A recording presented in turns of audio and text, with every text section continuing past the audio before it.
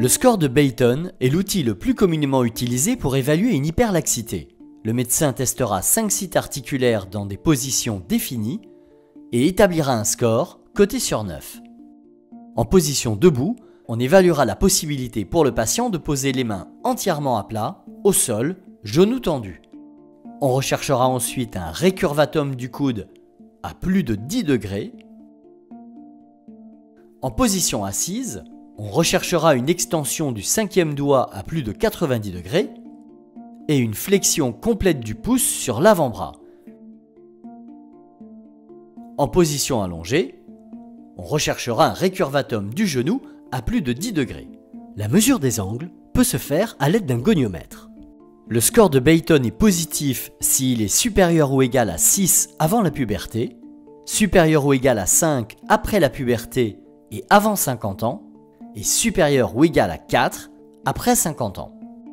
Le score de Beighton n'est pas parfait car il ne permet pas d'évaluer l'ensemble des articulations.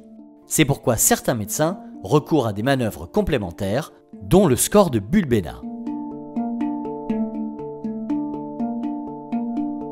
Pour le score de Bulbena, le médecin testera 9 sites articulaires dans des positions définies, recherchera des ecchymoses, il établira un score coté sur 10.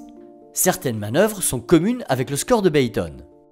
Les autres manœuvres rechercheront en position allongée une abduction externe Supérieure à 85 degrés de la hanche, une hypermobilité latérale des rotules, une dorsiflexion exagérée de la cheville, une hyperextension de la luxe et une hyperflexion du genou. En position debout, coup de corps, une rotation externe des épaules supérieure à 85 degrés. Le score de Bulbena est positif s'il est supérieur ou égal à 5 chez la femme et supérieur ou égal à 4 chez l'homme.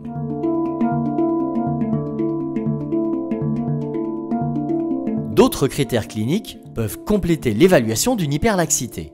Le morphotype, par la mesure du rapport envergure sur taille et la recherche de signes du poignet et du pouce. Le bilan postural, avec la recherche de déformation de la voûte plantaire et l'observation du genou, du bassin, des épaules et du rachis. L'étude des téguments, avec la recherche d'hyperélasticité cutanée, de hernie abdominale, de vergeture, de cicatrices dystrophiques, d'ecchymose et de papules piésogéniques des talons, et enfin par la mise en évidence d'un contorsionnisme avec le grand écart, la prière inversée, le pied derrière la tête ou le lotus.